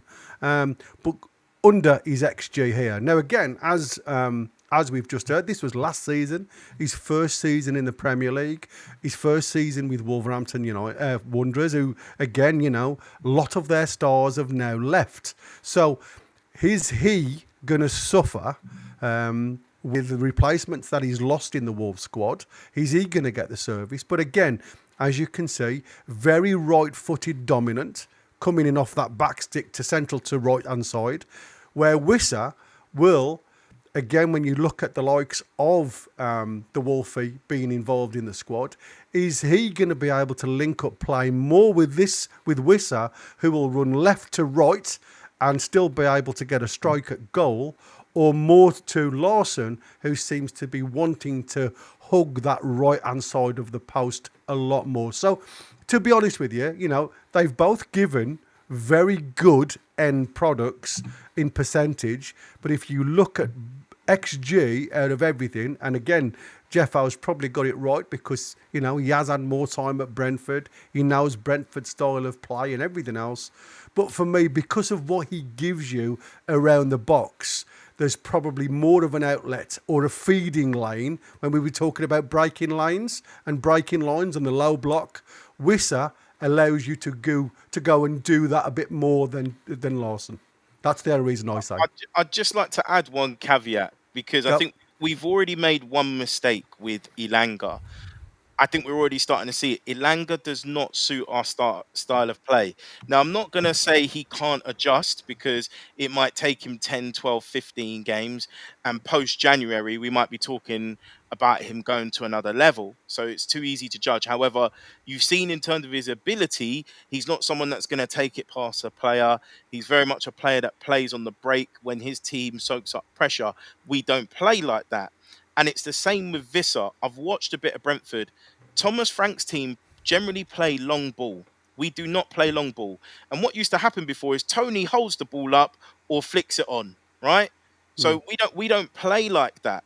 The other thing is, a lot of Visser's goals are engineered by himself on the basis of his sort of unorthodox finishes, right? He'll be able to kind of do these acrobatic things, or flick his leg out, or he sniffs. He's a poacher. If they've been a bit direct, that they're using long balls, they normally get it into someone like a Norgard or whatever. They nod it down. He's there. We don't play like that. And I just think No. we've looked at the goals and thought, yeah, he scores a lot of goals, but he doesn't fit the way NUFC plays right now. So unless we're planning on using him as someone we bring on in the last 15 minutes and launching the ball long like we did with Osula against Liverpool, he would not be a good signing, in my opinion, especially at 65 million. And I think what we do need to get out of the business of is what Paul Mitchell was talking about, is that our transfer business is not fit for purpose, and we should not be signing a 29-year-old for 65 million where we're not going to get pretty much any money back. You can kiss goodbye to that.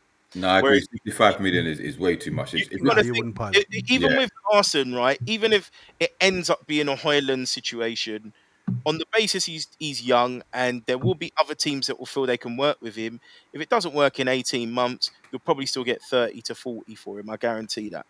Yeah, Yeah, I but mean, we all look again. Age is a number. We go to the old adage: if you're good enough, you're old enough. And we've seen some really good youngsters coming through the opposition side. With Arsenal and Liverpool alike. So I always look at it the other side. I mean, look at Mo Salah. You talk about and D-Man mentioned it. If you look after yourself, you've still got a good 3 or 4 years on.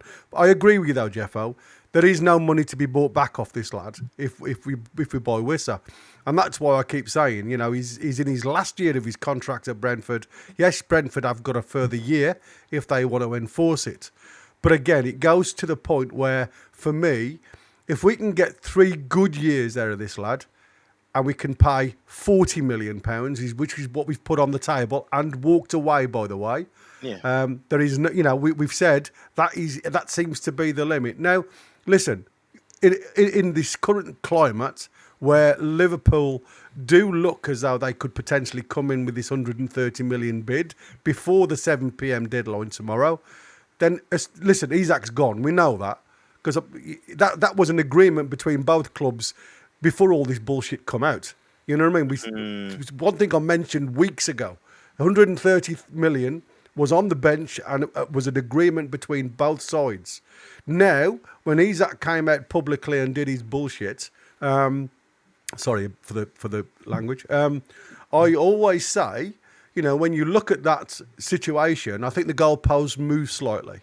And I do think the Saudis took quite a bit of a dislike to that. well, because let's they talk don't about like that now, because that's what we do. We're going to wrap up the show with this chat now, because we have to talk about it, right? Because I already spoke about what Luke Edwards has come out with, and it's interesting because he's now backpedaling, because all time he's been saying that Isak's not for sale. Yeah. We're going to see, and he had that back and forth with that indie on Twitter, and the indies now retweeted his comments about rubbish and that. So it looked like 130 million is going to get the deal done. Is there anybody here on the panel or in the chat that sees a world where Isak doesn't get sold by tomorrow? Jefferson, I'm going to start with you.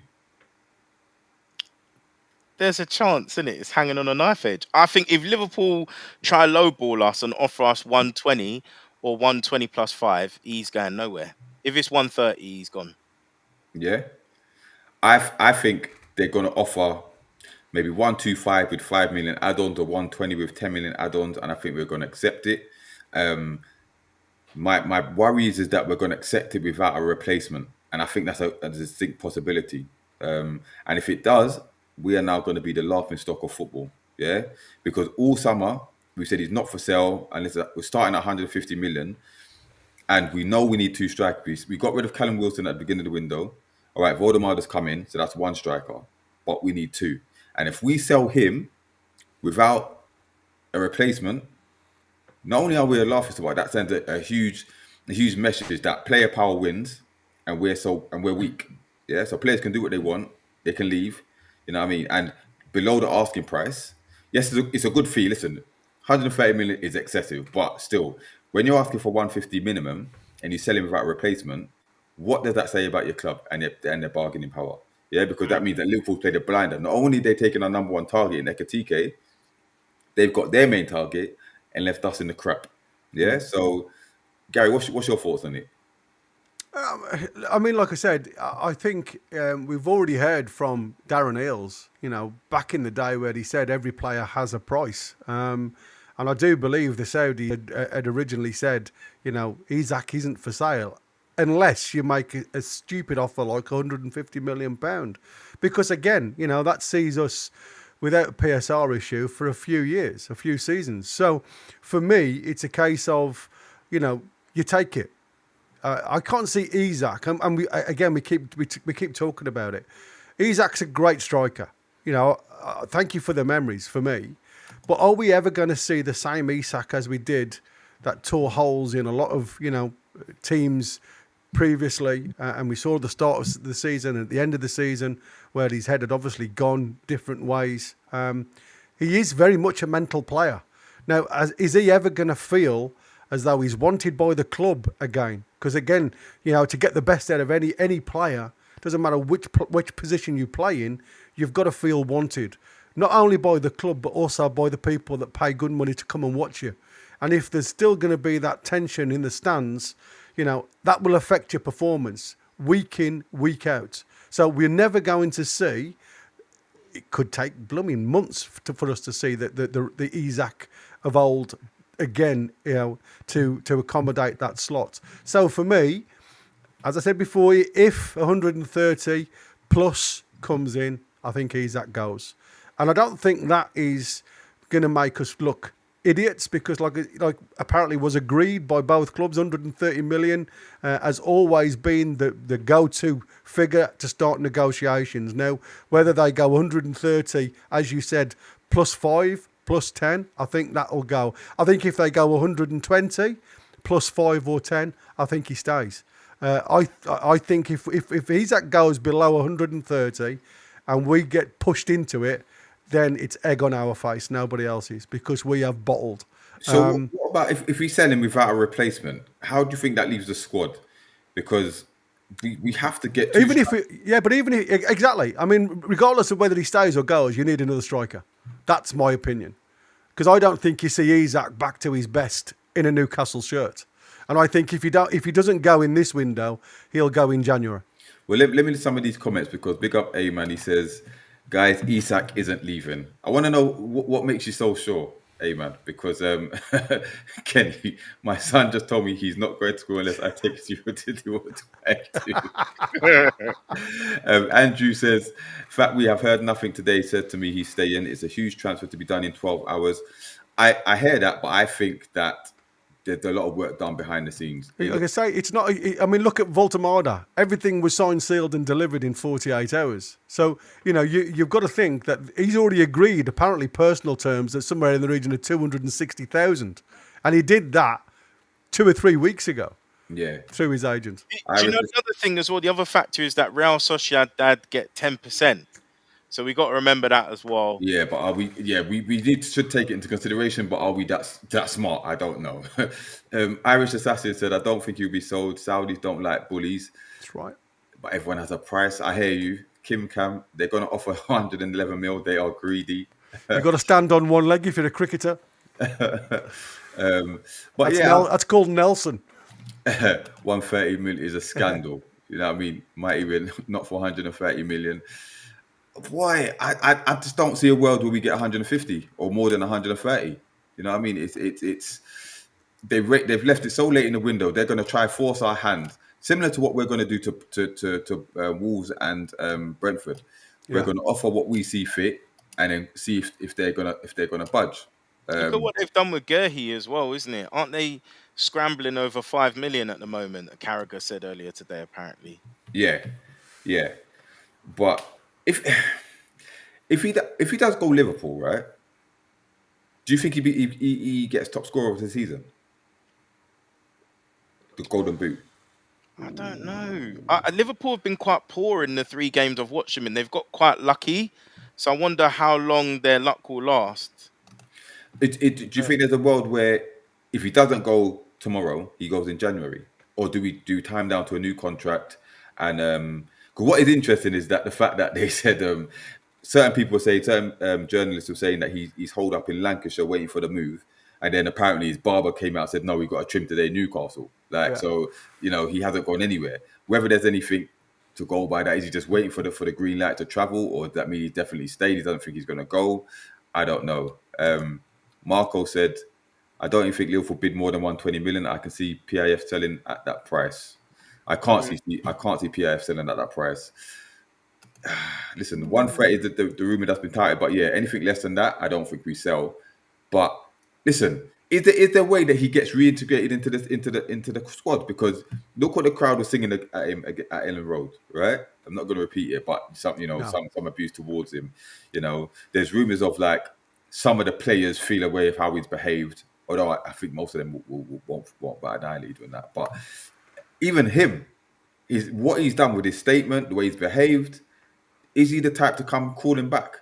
Or is he happy to go on if he doesn't get the move to sulk even further? Like, what do you think, Justin? He's going to have to, because he'll know that his ability and skills will depreciate if he doesn't stay somewhat match fit. There's only so long you can stay rusty for.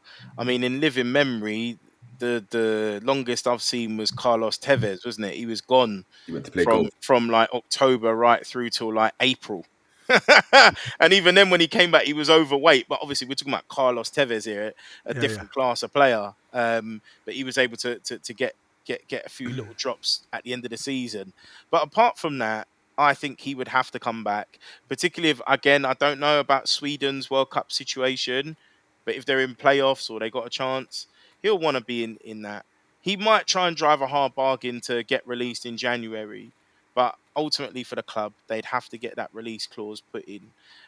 I think an ideal situation would be he doesn't go to a domestic club and we sell him for less money next summer. I couldn't care less. If he went to a foreign club for 100 mil, I don't care. Like, it's no threat to us, so I prefer that, to be honest. This comment is interesting from Kim Cam. We are selling for one reason, because Eddie Howe does not want him around, not for the money. So, and that's interesting because I agree. Eddie Howe's done with him. I don't think. The one thing that I thought really interesting was the comments in the presser, the pre-game presser against Leeds, where he was obviously there was a couple of questions fired towards Isak, and he turned around and said that he didn't want a player that isn't interested in playing for Newcastle in and around the squad.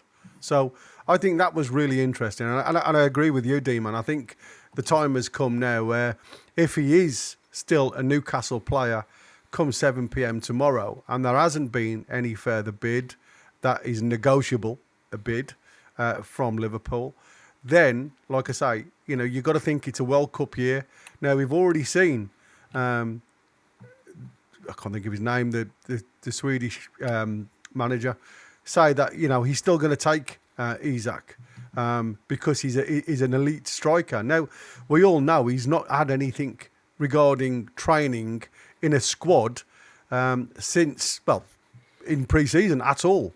So he's going to be really rusty. And I think what we'll see, I'm going to be watching the Swedish games with interest, if I'm honest with you, because we'll see how sharp the lad is in front of goal, because he'll want to impress. He's putting himself in the shop window. And if he doesn't go now, like I say, every game that he plays, he's in the shop window ready to go for January. That's valid. There's a lot of talk now that it's starting to ramp up that, there was positive talks this evening between Richard Hughes and the PIF, and that a deal is going to be announced soon. I'm more interested in listen, I think he's gone. I'm just more interested in what we're going to do in terms of a replacement, because if we close that window without a second striker, we're screwed. We're absolutely screwed. So I I think can't I believe that agree. the club can be that silly. I Yeah. think You- we'll overpay. I think we'll overpay for one of our supporters. I think we will. for me, there's if you look, into Europe, there is a lot of players that could come and don. I mean, I know there was a small link to Moise Keane, and I'm not sure whether that is the type of player that I'd want at Newcastle, even though he has got something about him. But even like the Mika Birith at Monaco. I quite like him. He's a good poacher. If you're looking at somebody who's young, who can be shaped for a future. If you're looking at Strand Larson being that player, somebody of his ilk, somewhere in the region of £30 million, could bring him in. He's the ex-Arsenal academy player, so he knows a lot about the English game, if you like, because he's come from Arsenal, the academy. He's done okay at Monaco. If you look at some of his work, again, very much 89th percentile in goals, 48% shots. Again, his touches are really weak, so there's areas that he needs to go. But 69% chances created. So, he has got the ability to find the net. 22-year-old Danish player. So again, you're looking at Osula. Again, you've got that link straight away to come into the side and feel at home, if you like, if you're looking at partnering him up with somebody.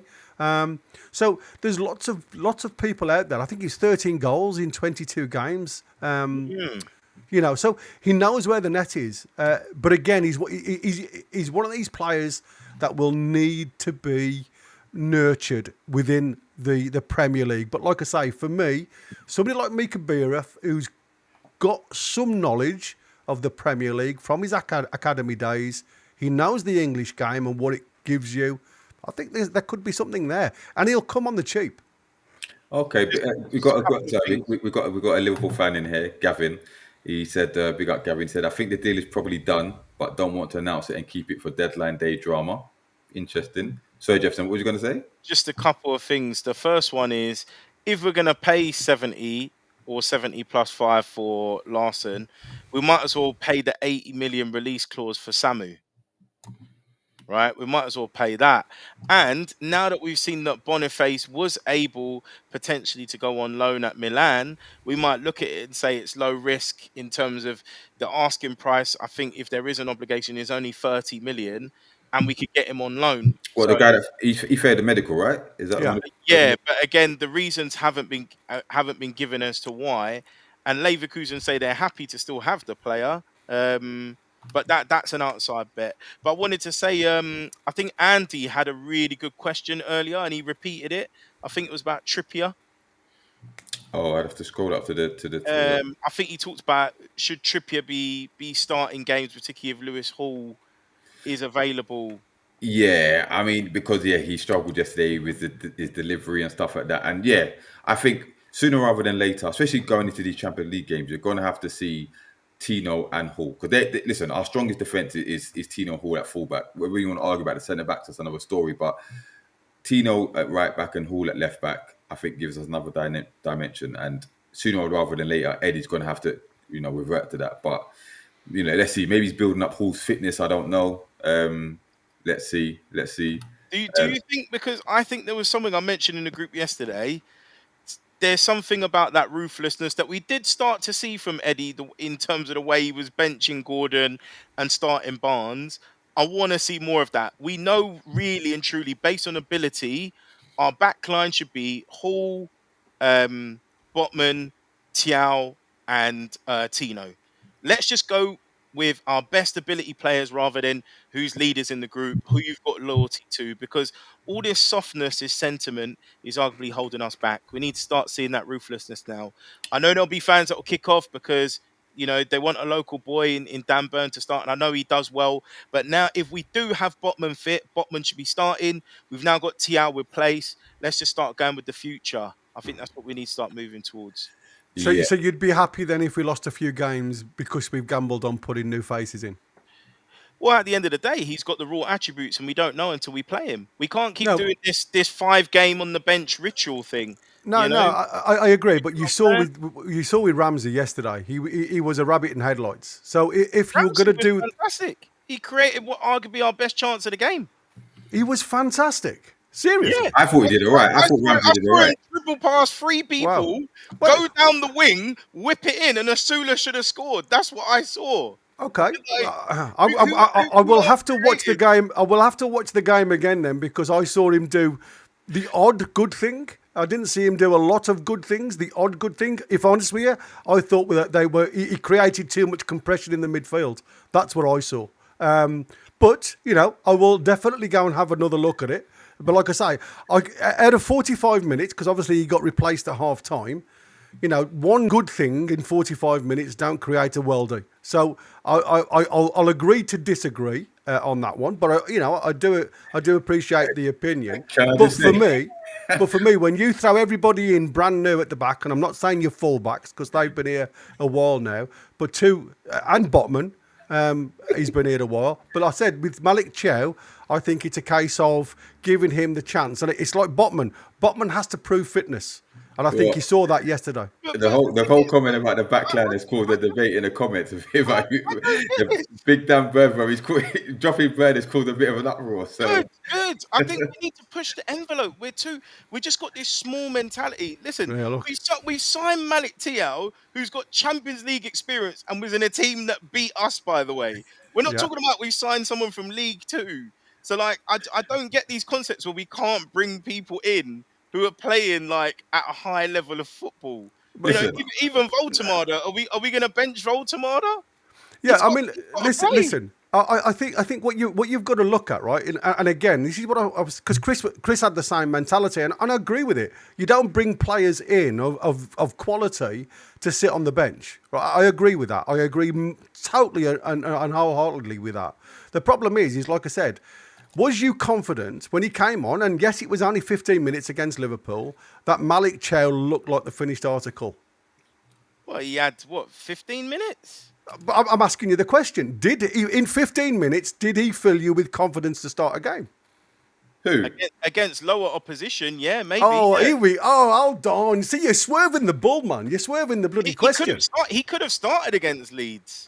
I mean, come on, they're a promoted side. He could have started that game. You telling me he couldn't have started yesterday? No, I'm not saying he couldn't have started. The Metro wouldn't have, giving him nightmares. But this is what I'm saying. It's about, you see, if he'd have had a bad game, and say we'd have lost because of one crazy mistake that Malik Chow did, right? We'd have all been blaming Eddie Howe for starting him. Or we'd have been blaming Eddie Howe and the coaching staff for playing shit because we'd lost the game, because we'd gambled on putting somebody new in. So, like I said, at the end of the day, as a coach, you're damned if you do, and you're damned if the gamble it backfires on you.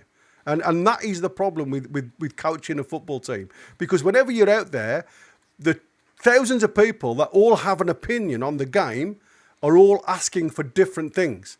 And as a coach, you can only go with what you believe that will get you the results on the day. And if he believes that starting Shaw at this present moment in time has less detrimental effect to the team, then he'll go with it until he feels as though he can trust Malik Chow. And I'm not saying he's a poor footballer for not putting him in. I'm saying at this present moment in time, he may feel as though he's just a little bit too fresh to the system. And again, when you're playing three at the back, remember what Dan Burns said in that interview that he did. They know in single points of the game when to press and when not to. You don't expect Malik Chow to understand the whole tactical knowledge of what Eddie Howe's given to them. Wait. Hold on. You just said, wait, I have to give this hold that point. Man. Peter Griffin says, Gary, to be fair, Chow being thrown in the deep end for 15 minutes is absolute chaos versus the champions isn't a good barometer on how good he is. No, I didn't say. No, but wait, Jefferson, you want to rebuttal his point? Go on. You was at that game, D-Man, wasn't you? The Chelsea game. Now, Gary's just got himself into a hole because Cher and Byrne do not know when to press, because that was the ultimate game where they got caught out in no man's land in midfield, where they got riddled and Palmer slid that ball through, Pedro crossed it, and they scored. So I think put Thiaw in. He's played in the Milan derby, right? He's played in the Champions League. He's played in the Europa League. He's got the raw pace attributes we signed him for. What was the point in signing him if we're not going to play him? Because he won't be a sure replacement. The same happened with Bruno, right? The impudence that you can't put Bruno Guimaraes, who played in the Champions League semi-final the season before he joined us, which was a higher level than everyone's played in our team. He has to wait 5 games, score a backheel volley before the manager's like, "Oh, you're good enough to start now." This is getting ridiculous. All right, let me ask you. Let me read some of these comments. How many teams have you managed? No, hold on. I just want to ask him. How many teams have you managed, Jeffo? Hold that point. This guy in the comments. So William said, "See you in the Spring League." The problem is Eddie Howe has trust issues. Yeah. Sophie's agreeing with Gary, by the way. He said Gary's making good points. Yeah. Future gamers. I honestly believe. Facts, people. I honestly believe, baby. right? Yeah, exactly. I honestly believe that. Listen, there's points of that Jeff O says is absolutely spot on. As a fan, and I talk sometimes as a fan, and then I put my coach's head on and I understand from both sides of the coin because it is so hard to try and make everybody. There's 52,000 managers, remember, that are in that stand, all have an opinion on what Eddie Howe should do. And I always say, I trust the manager. If he decides that is the 11. As a fan, I have an opinion of whether I think you should start or whether you don't. Like I've just said, Jeff Howe's got some great points. You don't buy these superstars to sit on the bench. But eventually, the likes of Fabian Schär and Dan Burn will be replaced. But at the minute, I think Dan Burn, apart from the odd game, has probably been one of our best players that I've seen at the back for a very, very long time. What do you think about this comment then? Dan Burn has always been pulled out of position. Yeah, I think he's better. Essentially, he was being pulled out a little bit left, which we know is a little bit more. He was left back against Leeds. Yeah, and I think he needs protection from that. And I think some of it is to relieve the pressure off those boys because they haven't got the speed in central areas, and it is a weakness for us. And the other thing is actually, like I said, I gave Eddie points for kind of having that confusion with the lineup because actually it's hard to predict what we're going to do. A part of that is taking the personnel out because everybody knows the strength of Schär is he comes forward into that space and does the diagonal ball. But I'm sure their manager hasn't seen our TL plays. How can he plan against that? Do you see what I'm saying? So it's just try. I would at this point in the time of Eddie's tenure, I would commend him being bold and brave, even if it doesn't pay off. Actually, Wow. I would rather see something different than because that's probably been my biggest criticism of Eddie is the rinse and repeat. That's been my biggest criticism. Me saying Burn should take a seat for Botman is definitely nothing personal. It's not. I actually think Burn's playing outstanding football. He deserves his England call up. But I'm saying if we're going purely on ability and without sentiment and this whole who's leadership group and all this, ideally, Burn and Trippier would not be in that back line. And Tino shouldn't be playing on the left side. He should be playing on the right side with Lewis Hall on the left. And that was just my answer to Andy. All right, let me give my point on this one. I think eventually our strongest back line will be Hall left back and we've got Botman and Charles centre back and Tino right back. Right? At this present time, given the way we've played, the defence is by far the least of our issue. Right? And I think the way Dan Burn is playing, I think he's not my favourite, but I think he's undroppable at the moment. For the last 4 or 5 months, I think he's been our best centre back.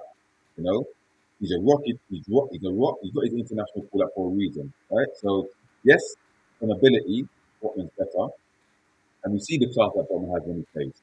But I don't see a way where Eddie Howe can go to Dan Burn unless it's to rest him because he's getting on his favourite. He can't play every game, especially when we play Champions League 3 games a week. Right? That's when I expect expectation. But on current form, he's probably one of the first names on the team sheet. Yeah, so I agree. What you should do is drop Pope. Drop Pope. Yeah, agree with that as well. Yeah. And as for Malik Chow, listen, the way we play and the way Eddie sets up, it takes a lot for players to understand. The Bruno thing I will never understand. The Tonali thing I will never understand. But I understand in defensive, like how he took time with Lewis Hall and Tino. I think I understand why he did that. Didn't take time for Chelsea though. No, man. I know, but and he was playing Champions League for them as well. I'm saying the way Eddie plays. I'm not saying about the quality of the team. I'm talking the way Eddie plays and the way he sets up. Yeah, because even Burn said it takes him a while to understand what he wants him to do. So I believe Malik Chow will become good, and I think he'll become one of our best players. But I think it will take time for him to bed in and understand how we play. So I'm not too mad at if we were leaking goals. I'd say it's time for change in it. But at this present time, we've kept 2 clean sheets. and we've conceded against the best attacking team in the country. So, and you've also got to think, though, boys, and I know this sounds a little bit condescending to professional footballers. We've got an international break coming up. You know what I mean? And it was a case of, again, making sure that we get off to a half decent start. Unfortunately, it hasn't been fantastic in 3 games with the results wise. But the 2 out of 3 games, there's been some really good signs from Newcastle to go forward. And I think this international break, with everybody going away, having clarity on what's happening with Isak, whether he stays or whether he goes, when they come back, they can reunite and get on with the task in hand. And I think the international break, as daft as it look, has probably been that little bit of freshness that we all need now, and it'll get rid of the noise and the nonsense that has been literally throwing a dark cloud over Newcastle with the Isak saga. So for me, like I said, let's see what happens now. We've all had a look. We've all had a good chance to have a look at the new lads that have come in, and as of yet, you know, fingers crossed, it's been okay. It hasn't been outstanding at some points, but it's been okay. And like I say, we've lost to the champions of the league. And it's been a bit of and I think the problem is we've had a little bit of a negative effect against Leeds, who literally just come out to spoil the day. And unfortunately, we didn't play to our best. all right. Well, listen, we're going to have to leave it there. We've gone for an hour and 45. It's been a great chat. Sorry, guys. No, that's all right. Great having Gary on. Listen, we appreciate you, Gary, for coming on. We're going to have you on again very soon. So thank you for coming on. Before we go, NUFC Talk TV have got the all things related to the transfer window tomorrow. They're doing a watch. Is it from 12 p.m. till 7 p.m.? Is that right, Gary? Tomorrow? Yeah, 12 till 7. 12 till 8. I think we're going to have an hour afterwards, and it's just going to be a long day. So I need some Sudocrem for me bum. Tune into that one. As usual, look into my own channel, D-Man TV. I give my own individual takes on Newcastle and all things football related. But yeah, listen, and obviously check out NFC Talk TV throughout the week as well. But listen, smash the likes on the way out. Thank you all who got involved in the chat, all the comments. I can't thank you all. But listen, it's been a lively one. Have you seen Irish there? Have you seen Irish there? He's crippled me, man. Look at that. Irish, you swine. Thank you, Sophie. Big up. Even as well, I feed the same rat. That is hilarious as well. But listen, by the next time we're on, we're going to know where we stand in the transfer window. Will he, won't he stay? It will come to an end, thankfully. But yeah, until next time, we're out. Peace. Peace.